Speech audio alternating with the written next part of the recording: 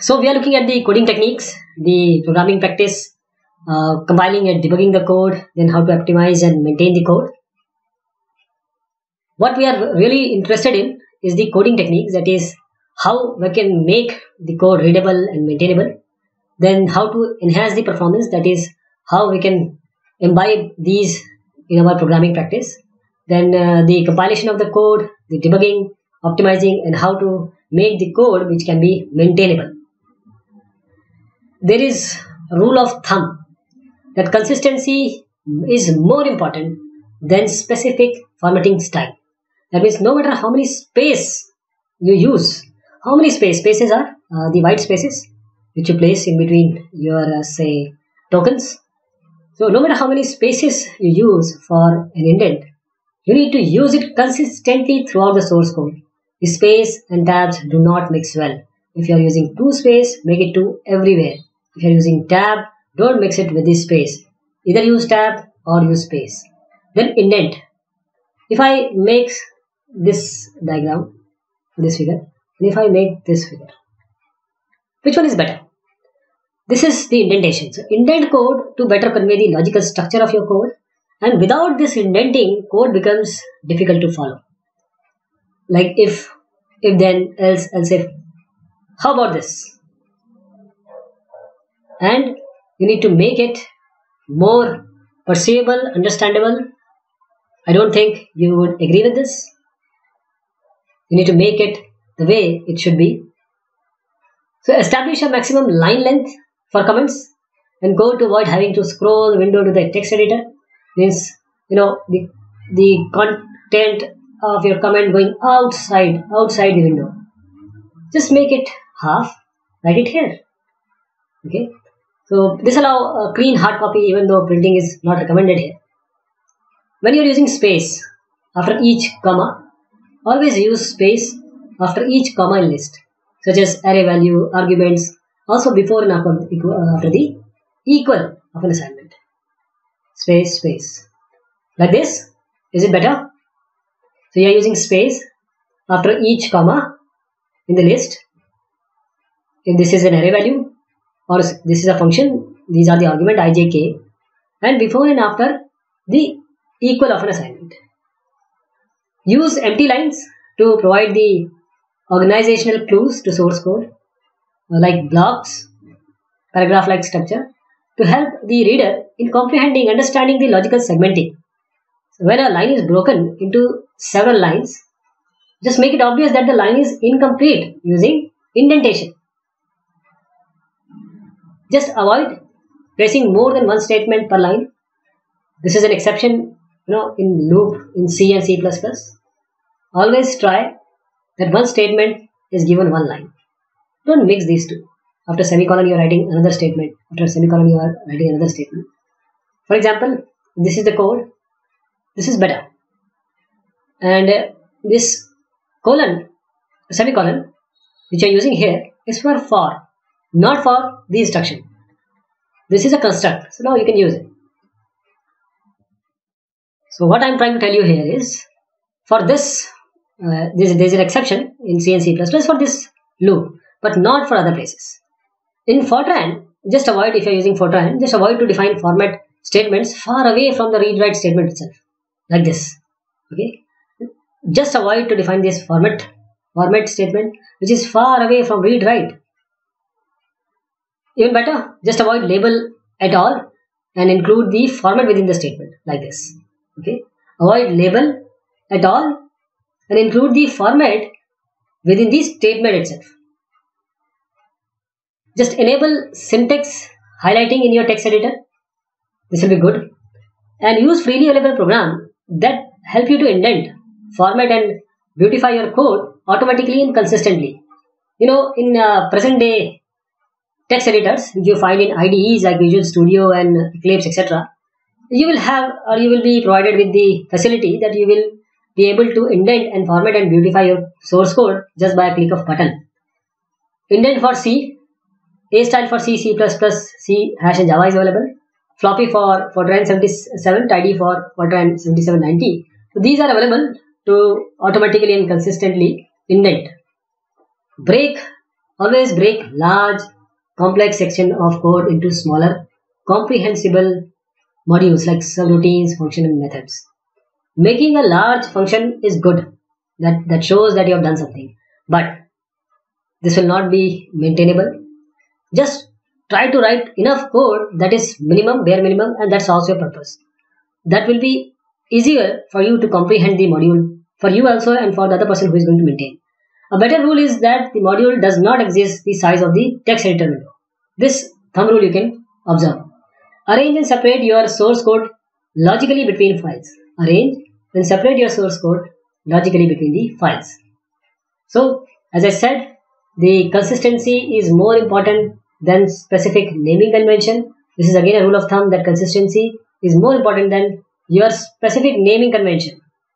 Just choose and stick to a style of naming various elements of the code. If you have chosen one, if you have made name, a given name, specific name of following specific style, just stick to it. This is one of the most influential aids to understanding logical flow. And difficulty to find a proper name of the routine variable may indicate a need for further analysis to define its purpose. Right? This is very important.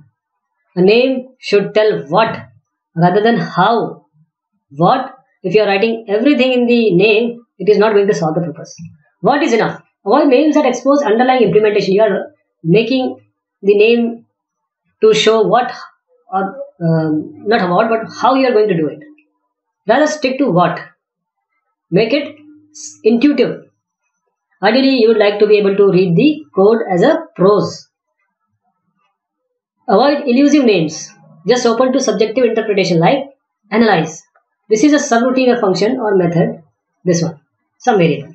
So it brings ambiguity more than abstraction. What it means?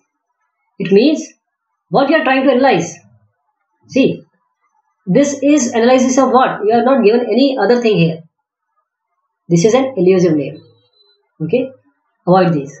Use a verb noun method to name routines that perform some operation on a given object. You should use a verb noun method. The most names are constructed by concatenating several words. One word will not do. So use mixed case formatting or use underscore to ease the reading, or two part can be given or written along with your underscore, separating them with the underscore, or rather you can start like add value. So you can start with capital. Yeah. Now this shows that you are adding values. This is calculate kinetic energy. You can write it as calculate underscore kinetic underscore energy, or any other derivatives of your choice, but stick to it. In object-oriented languages, it is redundant to include the class name in the name of a member field or a function, like class solver. Now int solver grid size. Solver is already the class. Don't use it. For that, you can use int grid size. Grid underscore size will be good. Okay. In languages with overloading capability like C, C++, MATLAB, overloaded function should perform a similar task. Try to append or prepend computation qualifiers like average, sum, minimum, maximum, index to the end of the variable wherever it is appropriate. And use the customary opposite pairs for name such as min, max, begin, end. These are the customary opposite pairs. If you have used somewhere start, use stop. Don't use end there.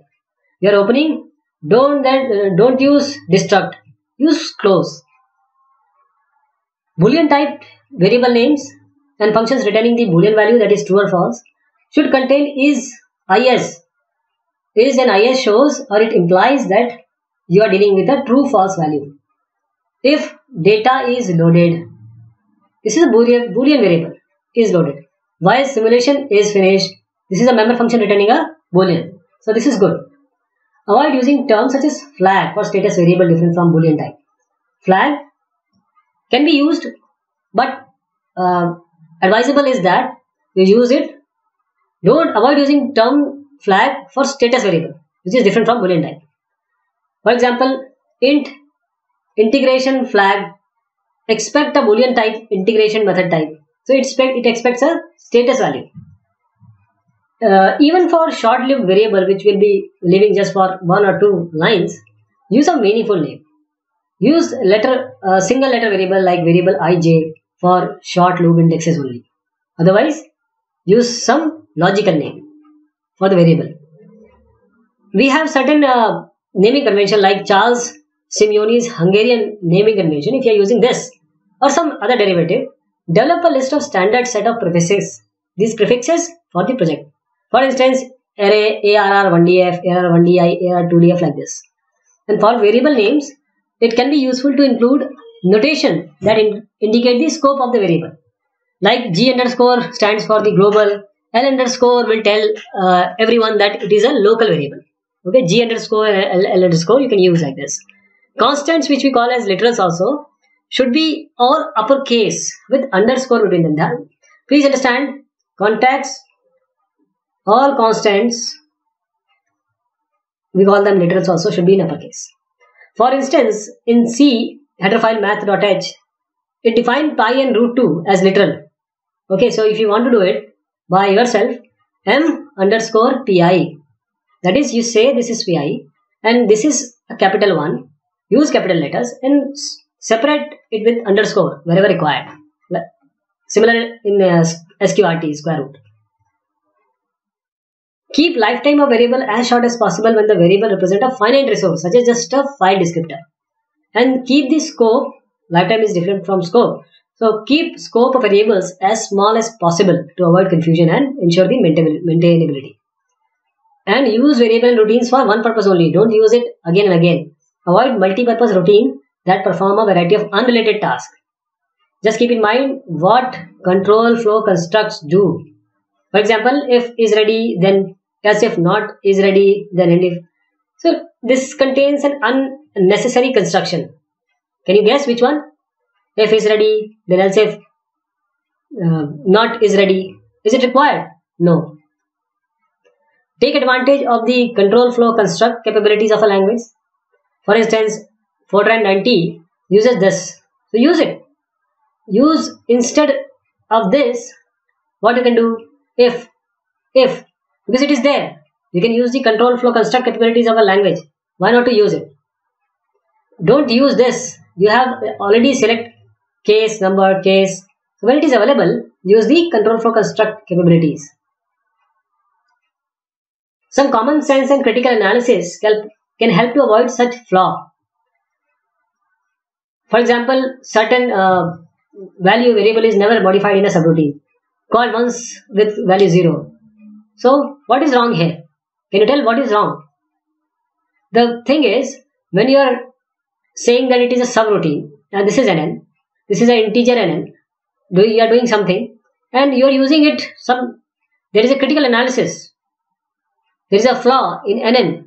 It is never modified in this subroutine. Call only once with value 0, n equals 0. So you need to see that you don't do the redundant thing.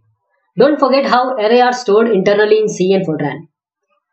Optimal encapsulated loops over several dimensions is different for C and in Fortran. Use literals. The rule is to gather related literals in a single header file to include wherever needed. Don't assume the output formats. Function should return value in original type. The caller should decide what to do, reformat, send to the standard output. Wrap built-in functions and third-party library functions with your own wrapper functions. This can be beneficial. It is going to solve various purposes. Like if third-party libraries interface change, only you need to change the wrapper functions, not the main application. And also it is easier to add code or breakpoints at one place in the wrapper when debugging, for instance. The test returned status for error condition. So when you try to open a file, say write to, read to or close it, it doesn't mean you will succeed.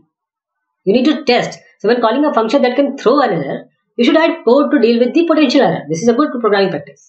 And when you are actually gone to an error, you have encountered an error, try to recover or fail gracefully. Robust program should report an error message, and try optimally to continue, not to break inadvertently or give a bad response or impression to the user. Provide useful error messages. Expanding on the previous point, this one, You should provide a user-friendly error message while simultaneously logging a program-friendly message with enough information so that you or the user or the investigator can investigate the cause of the error. So programming is not an exact science. If you practice, you will develop your skills, more of your skill. So using these cooking recipes, a bit of common sense also will actually help you to develop your awareness for good practice and will make a program more maintainable in the coming days. So thank you so much. This was about coding practice and coding principles.